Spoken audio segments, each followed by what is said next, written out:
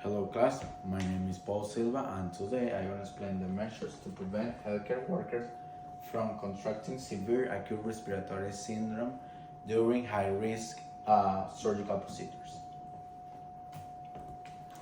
SARS or severe acute respiratory syndrome is transmitted by a close contact and droplets.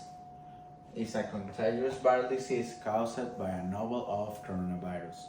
According to the report of the World Health Organization, more than 20% of those infected with SARS in Hong Kong were healthcare workers.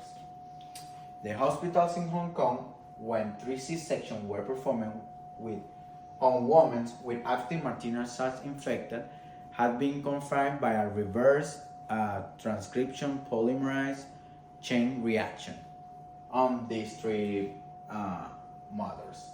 The operations were performed between April 1st and April 5th on 2003.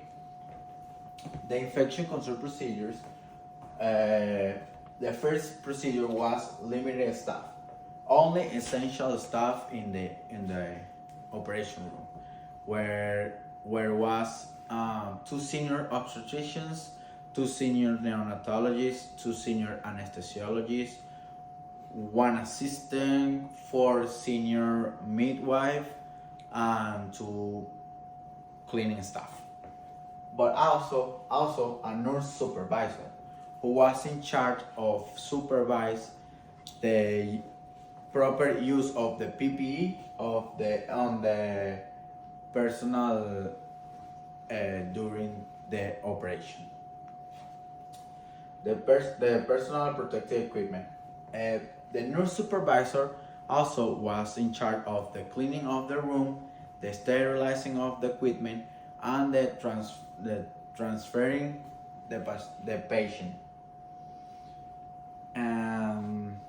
She also was responsible for the training and fit testing of the respirators, checking the portable, high-efficient particular air filters or HEPA, where she also needs to check the batteries and training the healthcare workers on the proper use of these units.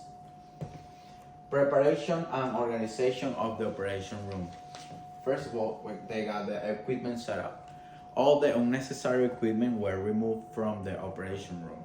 The extra laparotomy equipment were placed in the operation room, and also 2 backup blocks. Air circulation adjustment. In order to keep the numbers of the entrance and exits during the operation, most of the equipment were placed before the operation, before the patient arrived. The use of negative pressure and recirculation was avoided, and the air circulation adjustment was at 20 exchange per minute. The surgical procedure. These procedures were performed with this, as you can see in this photo, with this kind of clothes, vest, like this kind of suits to protect the close contact with the virus. Also, there are some strategies to minimize the viral exposure during the surgical procedure.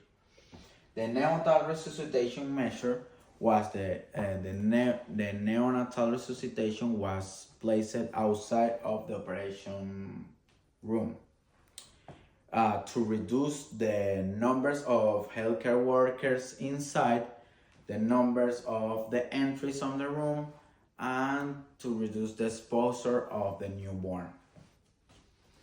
Also, the endotracheal tube precaution was to avoid the virus on the exhalation valve. They put an air filter in the endotracheal tube. Post-operative procedures. the cleaning and waste disposal. Um,